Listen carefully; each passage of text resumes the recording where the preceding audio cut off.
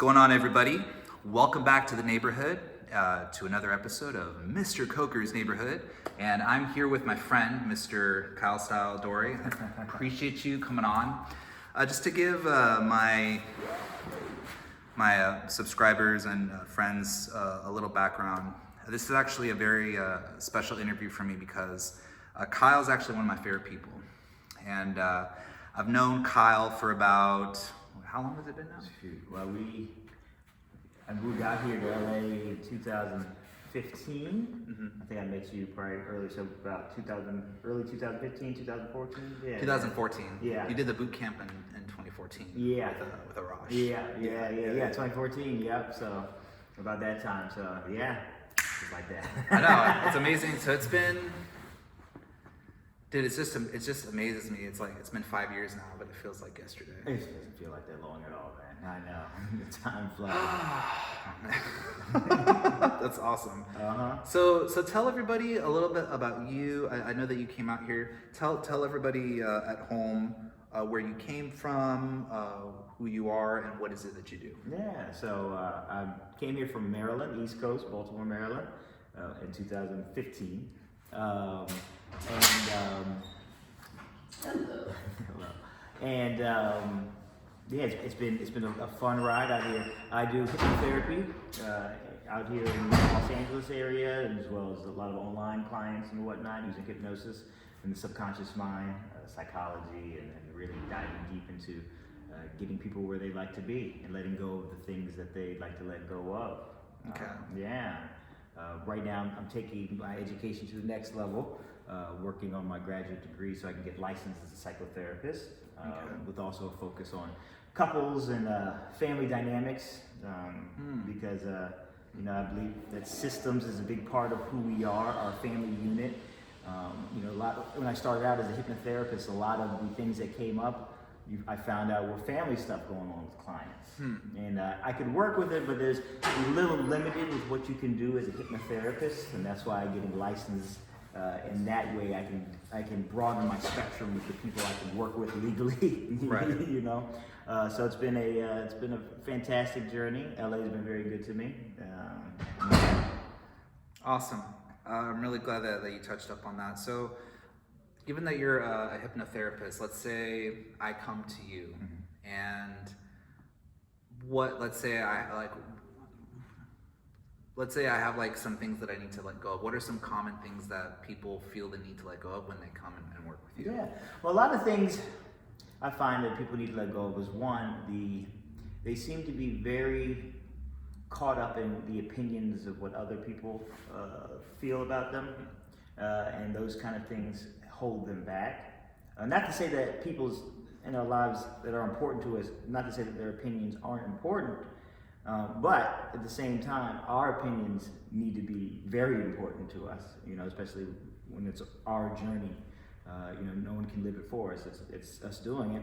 And so a lot of things I dealt with is confidence, self-esteem, getting you to the place where you feel comfortable in simply being you. But then that's a whole part of the journey, because a lot of people come out here, especially come to me, and they think they have an idea of who it is that they are, but then is that really who they are? Or have they just accepted all the different stories and characters that they live up to every day? When you're for instance, if you're in a family unit, your character within that unit might be the black sheep.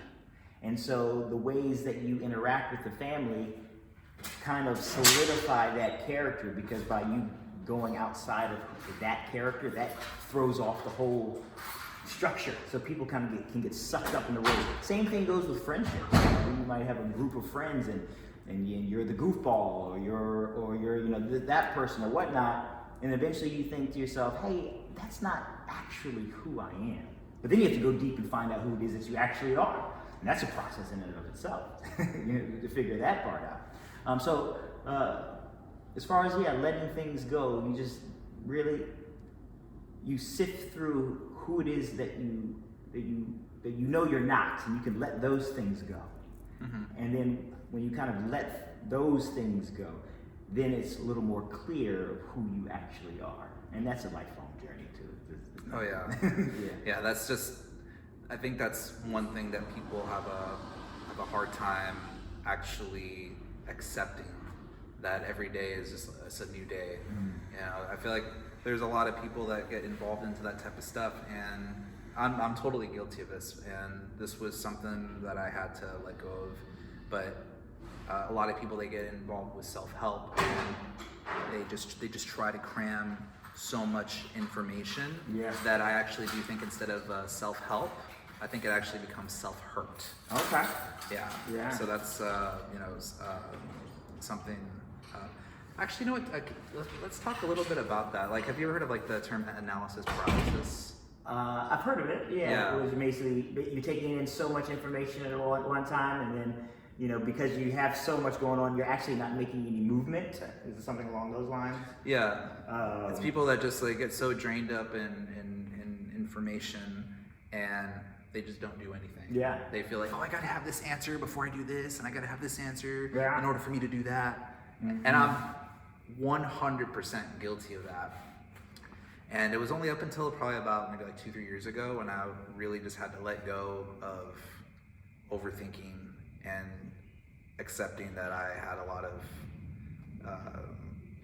just an obsession with trying to learn everything at once. And then when you really think about it, I mean, look how much information is out in the world. Yeah. You're not gonna read and learn everything all at once in this lifetime. Yeah. So it's really important in terms of so I bring that up because that was something that came up for me. And then like a lot of like you said, and a lot of the information that we take, you could take an information that you learned today, and it might be valid for you today. But then a year later, maybe that information is no longer valid for you. So because you're always changing, and so the way that you look at that information changes with time too. So as you change, everything changes. Yeah. Yeah. That's cool. So what made you decide that you wanted to go full on into hypnotherapy? How did you recognize that calling for you? Well, ever since I was young, and I probably was doing some hypnosis, unbeknownst to me. Right.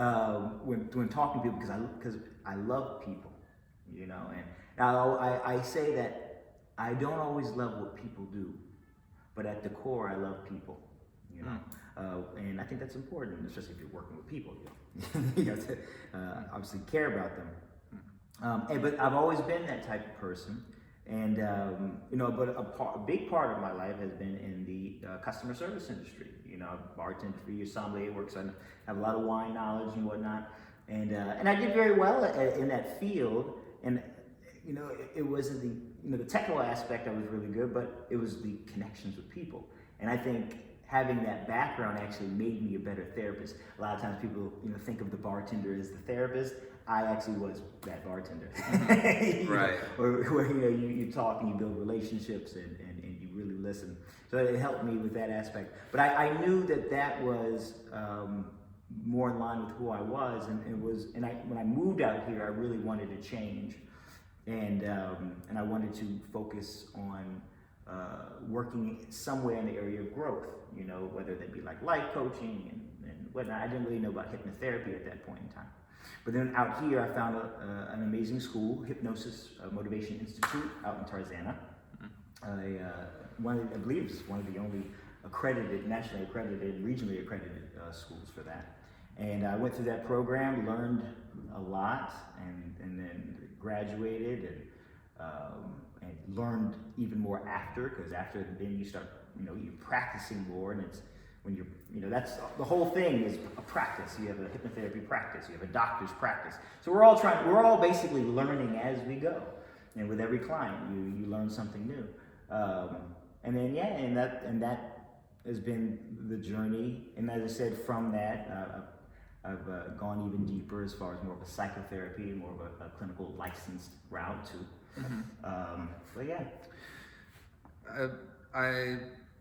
I think one of the things that you said that really resonated with me earlier is how you're now studying about family therapy.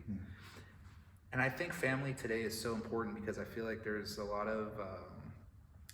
of counter information out there that kind of, or at least tries to cancel each other out in terms of family. What is your definition of a family, and how does a family function? What's the goal of a family? How do you approach the concept of a family? Like, let's say, I don't have any plans to have kids anytime soon, but one day. I hope Someday, not today. Someday, not today. Yeah. I would like a family someday. Yeah. And there's a lot of stuff happening in the world where it makes me very concerned about, how do I raise a child in this day and age? Us growing up, we're relatively about the same age. Yeah. How do you raise a child? What do you think about that? Well, a family can look very different, depending upon its structure. And there's no, just because one family may be different than another family doesn't necessarily mean that one family is inherently better than the other. But what makes a healthy, functioning family is that each individual in that unit is, one, able to communicate their feelings, wants, and desires, that they feel heard, that their opinions feel respected, and that there is love, obviously, Right. One great book I've read is called Love, Limits, and Latitude, and that is basically it's talking the 1,000 small steps and memories that are created through parenting and having children. And basically it goes about along the lines of, you start with love. And when you start with love, you're automatically going to be coming from a good place. You may not always be right. Parents, I'm sure you all know, there are a lot of times parents can be wrong, but at the very least, if they're starting with love, you can you can be a little more forgiving because they came from a loving place. Right. So either that, you start with love, and then you move with limits, because you have to have limits when it comes to a family unit. You have to have limits when it comes to any kind of relationship. Where you're parenting a child, you can't let them just run wild no matter how much you love them. You have to teach them the limits so they can learn as they grow. And then latitude, which means you're flexible, because as the kind of saying goes, if you have the rope too tight, it'll break, snap. And if you're too loose, there's no structure. And so that's not good either. So you have to have that perfect balance, and the perfect balance of love, limits, and latitude. And that, I think that's a great concept. And not only does love, limits, latitude apply to a family unit, which is incredibly important, but I think that's what's missing at times in our business world too. And we live in a society where business is so, bottom line, money. But I believe that you would be more profitable if the people that are working to generate that money felt a sense of love. Obviously, you have to give them limits, because you can't have people just running around, because people will take advantage if you allow them. But you also have to give them latitude too, space to grow, space to represent themselves. So, family can look many different ways. A proper business is a family in a sense, if they feel like if they want to really take it the long route. But when we're talking about, our family kind of units, they can look very different. I'm sure my family looks different from your family. Oh yeah. Yeah. But I believe that it is the most, it really is the thing that shapes who we are. Our whole trajectory of life is based off of our past experiences, how we were, our place within the family. Sometimes that's good, sometimes it's bad. or let's say there's some things that we kind of have to go back on and rethink, because, like I said, people aren't perfect, But yeah. Does that kind of answer the question? Yeah, that does. I just I'm at this place in my life right now where I've just seen what what matters most, like what's important. And we just live in a day and age where there's just a lot of interesting things that are just happening so fast and so quickly. And given I'm 30 years old, and I just see things how they're I see where my life is going. I see what my wants are, and I think as you get older, at least I think you should really start to see like what's more important, and you look back and you learn from your lessons, and you try to try to make the most out of what you've learned. So I'm really glad that you touched up on that, because a lot of people, everybody wants to argue about what a family is, and I thought your answer was really was sincere and very very grounded. So and I'm gonna when you have a family especially a family that's coming into therapy, well, one, especially if they are actively making the decision to come into therapy, I think from that place, things might not be going well in the unit, but at least you have people that care about each other. And one kind of way I really like to think about a family is it's like you're on a ship, and there's going to be smooth sailing at times. That's nice. People always love the smooth sailing, but there's going to be some treacherous waters ahead, and the storms are going to get rough and rocky. And a beautiful family dynamic is, hey, we're not giving up on you. We're not giving up on you. Like, we're doing this together. We're going to get through these storms together. Because each member basically says, I love you. I don't always love the things that you do, or I may not love the way your behavior is coming about right now, but we're going to get through this together. And when you have that family dynamic, things aren't going to be perfect, but that, coming from that place of, we're going to get through this storm together, I think that's healthy.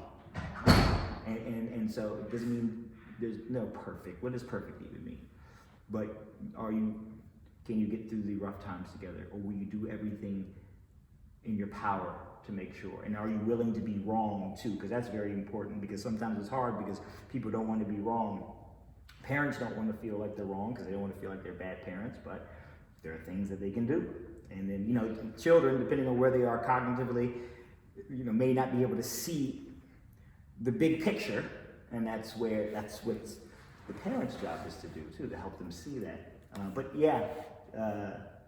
To be on the ship through the storm and through the beautiful blue skies. Right. Yeah. So what do you think is really good advice for families that are going through the treacherous waters?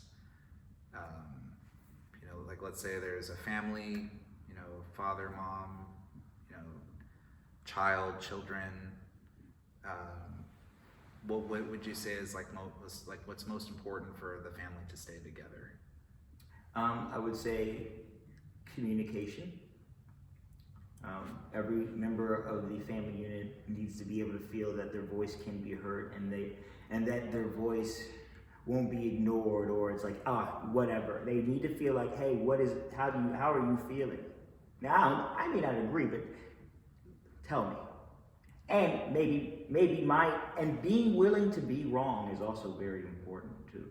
Because a lot of the way things that can come up with family, so there's, I'm sure you're familiar with cybernetics and homeostasis and whatnot, and that's how a family can operate. That they're in homeostasis, and for instance, you might have a child that is having trouble reaching their independence, right? And on the surface they say, we want our child to be more independent, and begin to become the adult man or woman that we seek for them. However, if you look at what is actually going on, the parents, unbeknown to them, are doing things that further perpetuate the immaturity that's going on. And the child, if they don't have the confidence enough to break away from that, they'll constantly be in that loop of that dynamic, which is the dynamic that they don't want, but yet they keep doing it because that's what's comfortable. That's what they know. Right. You know, so and that's the habit. That's that subconscious mind going on. Right. I can totally see how everything is going to come full circle with all the things that we're talking about with the family, the subconscious mind. As far as like society goes, is there anything that in what you're learning right now, is there anything that you feel that's happening outside in society that poses a threat to families and children and the subconscious mind? Out in society, yeah. I mean, I think the messages that we see all day, every day, pose a threat to the family dynamic. I mean, well, one, you know, we do live in a society where, I mean, I believe the divorce rate is probably at 7. They say 50%, but that's probably not even true. It's probably higher than that. Yeah. So you know, we have that, and that has to do with a lot of factors. You know, I mean, a lot of factors we can get into. Yeah, I know exactly what you mean. Yeah, you know? Well, we can talk about that another time. but definitely, yeah. But then, you know, and where are the messages, you know, that support family nowadays? There's a lot of messages, you know, not to get too political, but there are, I see more messages applauding single parenthood than instead of trying to strengthen the family dynamic, I know. the man, the woman, you know, or man, woman, but whatever. But we're talking about traditional roles. It's good to have two personalities that are raising a child, you know, and you know, I can't say that one is better because it's about the results and how does the child end up coming out in the world, you know, and do they feel independent? Do they feel a sense of self? Yeah. You know. Yeah. I'm just I'm really touched and I'm surprised just what we're talking about. I did not expect us talking about this today, but you just said that you were studying family therapy, and I just thought that was like a really good thing to touch about. Yeah. Just because exactly what you said about how a lot of the messages out there aren't really family focused and family strengthening. It's really about acknowledging what is, which I understand, that's the reality, but it would just be really great to encourage, you know, the family strength. Absolutely. And you know, I mean, and like I said, we live in a society where, you know, for instance, a lot of people are divorced. A lot of children grow up in divorce homes.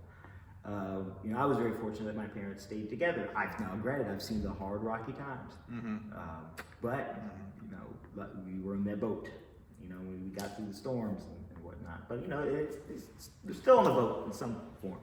You know, you're always on the boat until you're no longer on the boat, and that things are said and done. But you know, it's so vital though that people know how important it is for a child growing up to have both parents a part of their life. You know, I mean, we just live in a society where there's so much going on as far as family court and all this stuff, and all these things are hurting the child. You know, where what you need to have is, now granted you don't always get it, and that's sad, but at least put the message out there is you need to have two mature adults, because now there's a child in here, so it's damn time to grow up. If you haven't grown up yet, you got a child now, get to growing up and be mature enough to say, hey, this is what's going to be the best. Let me get over the crap that I may be upset about. What's going to be the best for the child, and the best for the child is to have both parents in the picture, provided that both parents can have the ability to be healthy, and you know, and that's where one should probably vet the person they're going to have a child with. But that's another completely different topic. You know, if it was that simple, it's not that simple, obviously. On the next episode. Okay. It's not that simple. But you know, yeah, it's just it's very important for that I see for the family dynamic. You know, a son, for instance, you know, the mother can do the best she can, and there are many mothers that are in the position where they are single mothers doing, you know, the best. It cannot be an easy job, but that son needs a strong masculine role in his life. And the mother may feel like she can do it all. You can't.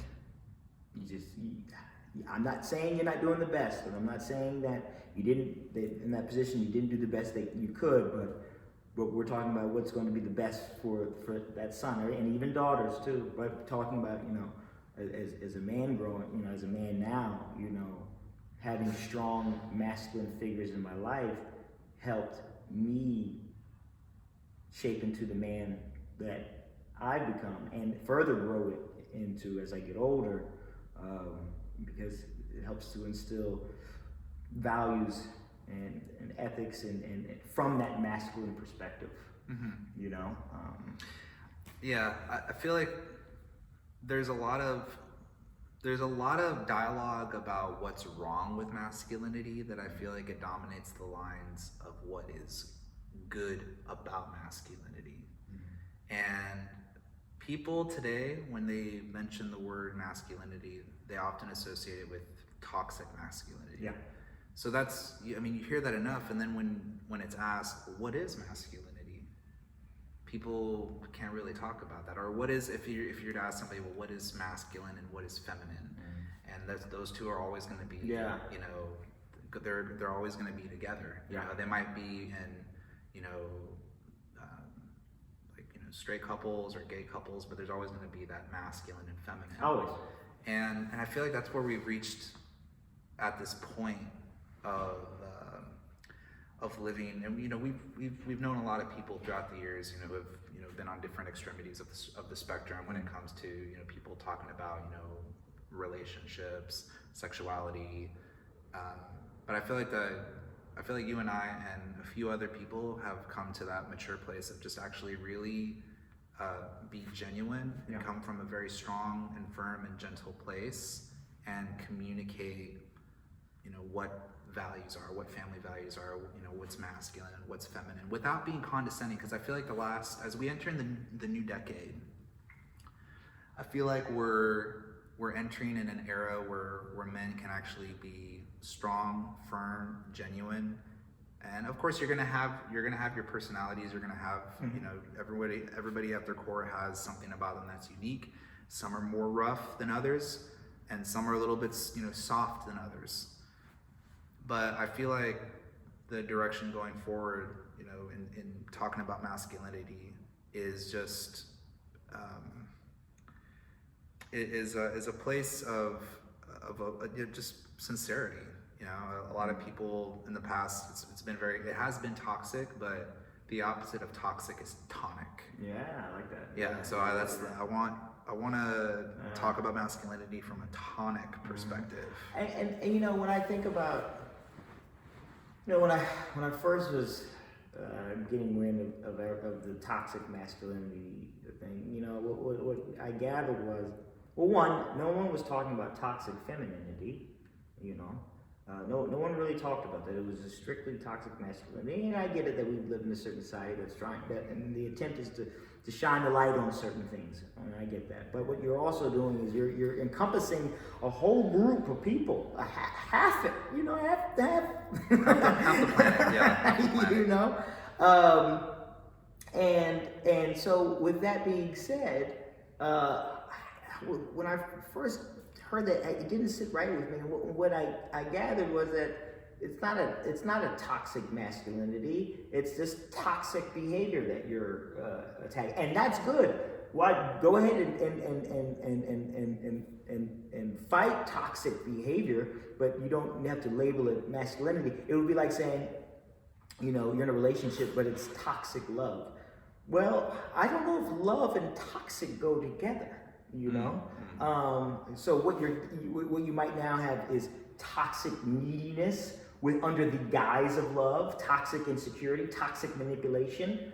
You know, you have a toxic person implementing certain personality traits that could be equated to one of the particular sexes or genders or whatever. You know, but so is masculinity toxic? No, but there can be quote unquote people out there, masculine people out there who happen to be toxic. But I think at its core, masculine and femininity are separate terms. They're separate terms. Then toxic for sure. They're separate, but because the goal should not be for the masculine and feminine to try to be at odds with one another and try to harm one another. Well, it's not about harming one another. It's about creating harmony with one another. And when there's that beautiful balance, that's why you mentioned gay couples. You know, I mean, odds are, at least, you know, from my experience, I'm sure that there's always exceptions, but usually a gay couple, you'll have one person who would display more what we would call masculine attributes, and we'll have one that would display more feminine. And why is that?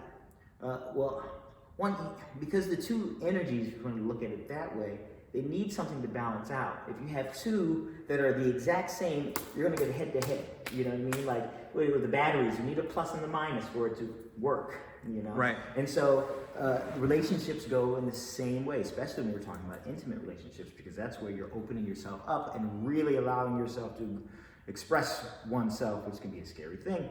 But when you're able to do that, those two sides usually tend to balance each other out. And when they don't, that's where you have disharmony, and that's where the issues tend to come about. Very interesting. Yeah, I learned a lot about the masculine and the feminine. There was a book called The Way of the Superior Man by David Dita, and that book, a lot of people think, oh well, what is this title, The Way of the Superior Man? It must be one of those toxic masculinity books. But it's actually one of my favorite books because it really put things in perspective of balance and healthy relationships from a spiritual point of view, and no judgments, really, you know, looking at all of life and seeing things through that filter. I mean, there's a masculine and a feminine everywhere, and the more you understand that, the more you understand the relationship dynamic. So and people always equate, you know, because they'll say, well, masculine, when you think masculine, what's the first adjective that pops into your mind? Strength, right? Yeah. I think that's usually, that's, you know, well, then they will say, well, what, femininity isn't strength? What? Because when you think femininity, what do we normally think first? Think of beautiful, sexy, soft. Soft, right? Yeah. That beautiful, soft, you know? So but soft can be strong, too. Exactly. Soft can be strong. So yes, while we're thinking of masculinity, yes, it has that word. I'm going to tell you, you know, for instance, you have a guy who is, you know, his testosterone levels are through the roof, you know, and he's starting arguments or whatnot. The worst thing one probably could do is want to try to combat that with the same level where he's at. What you could do is you could find a little, I think I've heard Tony Robbins talk about this maybe, but like you get a little old grandmother that says, hey, calm down. And eventually she's able to soften this beast, you know, to tame the dragon. And now people on the outside might think, oh, you know, well, he was being like that and she was being all soft. Well, what you missed was the strength of that softness. Now maybe she didn't attack him physically, maybe she didn't yell at him, but she got the results she wanted, and she tamed the beast. That's strength. If you don't consider that strength, I don't know. I mean, that's the thing. I mean, like there's masculine and there's feminine, and you know, I think what we both can agree on is that, you know, there's beautiful attributes to each one of them that are necessitable, if that's even a word, that are a necessity for each other. It's not that one's greater or lower than the other. It's the fact that, you know, there's these two infinite, beautiful energies, the masculine and the feminine. They need each other, and when they, you know, work together, magic really does happen. And you know, it's you know, when we think about masculinity and femininity, I think we fall more in lines depending on who we are towards one side. But a healthy person can encompass both sides, needs to have both sides. You know, I mean, as a therapist, you know, especially during the cognitive portion when I'm talking with people, I mean, I am taking a feminine role. I'm listening, I am receiving, I'm being very respectful. Now then we do the process and we change it up. But being a therapist, you know, it's one of the soft sciences. You know what I mean? Yeah. Now, you know, I present my masculine self to that, but it's a very, you know, you have to be able to listen, you know, and come from that place where they can feel heard. And so I think it's important just in life that one can embrace both sides, and then maybe at the core, what kind of hit me is, you know, maybe also we probably shouldn't be stressing about it so much and just allow people just to be. You know what I mean? Like, I've heard some people, like, you know, say like, I'm an alpha male. Well, you know what? When I think about the alpha male, usually they're not affirming that they're an alpha male. Affirming it to the world. Look, everyone, I'm alpha. Okay. Usually the real alpha male is just on the, you know. Yeah. Okay. Like, all right. Okay, son. Right. Without saying it. Exactly. Yeah. Exactly. Yeah. So, but yeah. That's good stuff, man. It's really good stuff. So as far as, so we got to know who you are, got to know what you do, answered some really good questions about family, which I thought were really, really good. Very potent, very pure, sincere. As far as your personal aspirations, what is it that you want to accomplish in the next like 5 years or so? 5 years? Well, so right now I'm going for my master's. And from there, you know, training more and more, get licensed. My goal, which I think is always important to put it out there because it gives you further ambition, further fire. Yeah, of course. I'd like to get my doctorates. Yeah. And I'm looking at different areas, but you know, where I'm kind of focused on the depth psychology and stuff like that. Okay. And just take it deeper. But yeah, I'd like to get my doctorates. I think I have one life to live. I do. The ego in me likes the sound of Dr. Dory. It does have a nice ring to it. So, you know, I have one life to live. Do your best to make it happen. We'll see. You never know where the journey is going to take you, but you know, as long as you're growing and I'm able to help people along the way, I feel like I'm all right. I was going to say, I look forward to when I call your office and then the woman picks up and she says, Dr. Dory's office, how may I help you? Hey, so that's the goal. And just, you know, and just continue learning more and more and gathering more and more information, research, and just helping people along the way. I had this crazy thought the other day, the other night, and it kind of blew me away in the moment, you know, this particular one. And I think you might get it too. Is you get to a certain point in life, if you really open up and look at everything, you realize that everybody out here, everyone, is winging it and trying their best. But everyone, from our doctors, you know, people put so much trust in their doctors and whatnot, and hopefully they're trying the best they can, but guess what? They never practice, they're just practicing. They're winging it too. We have gurus out here that people look to for the answers, but they're winging it too, you know, so you realize that everyone in life is just trying the best they can, and that puts you in the individual in a somewhat of a scary predicament, because then they have to realize, wait, there's no one that has it all figured out? No one has it all figured out. Which can be scary because that means it's on you. You know, you have to take responsibility. There will be people to help you along the way, but realizing that at the end of it, just realize that everyone's trying to figure it out. Right. Everyone's trying to figure it out. Yeah, it's okay to not know everything. It's absolutely, I think, vital to be able to admit that's where things go wrong. Right. Yeah, I mean, it's funny because I saw this meme and I posted it about 3 days ago or so, and it said somebody took that thing you've been complaining about and won with it. I mean, everybody has problems. Everybody has issues. Everybody's been depressed. Everybody struggles. Everybody learns.